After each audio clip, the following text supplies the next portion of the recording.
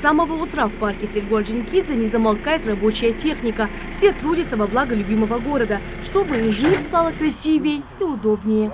Благоустраивают именно этот парк не случайно. Он попал под реализацию парк-проекта «Единой России» парки малых городов. 4 миллиона рублей были выделены непосредственно парку города Малгобек.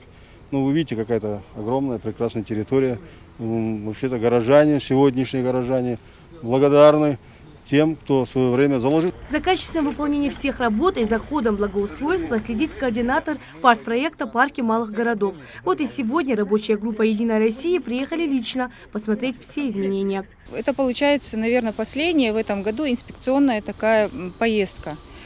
Следующие сюжеты и следующие съемки будут уже на открытии парка. Потому что работы здесь уже ведутся, и они уже подходят к концу. До конца года уже будет презентация, так скажем, новых работ. И парк уже, то, что было сделано, мы все это уже так осветим. Уже сегодня в парке заметные изменения. Проложили асфальтное покрытие и тротуарные дорожки. Самый большой парк в СКФО также претендует на звание самого благоустроенного. В рамках реализации проекта «Парки городов» здесь в ближайшие дни появятся новые лавочки, установят опорные столбы и полностью поменяют освещение. Грядущим переменам не могут нарадоваться и жители города. Каждый день через этот парк проходят десятки людей. Красота кому не надо. Всем хочется, чтобы было красиво, и детям, и нам хочется.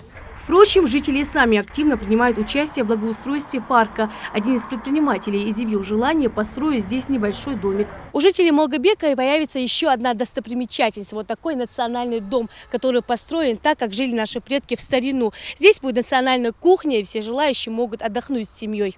Все работы должны быть выполнены в ближайшее время. Уже в новом сюжете мы узнаем, как преобразился парк имени Серго-Орджоникидзе. Рина Цычоева, Рамзан Миржоев. Новости 24.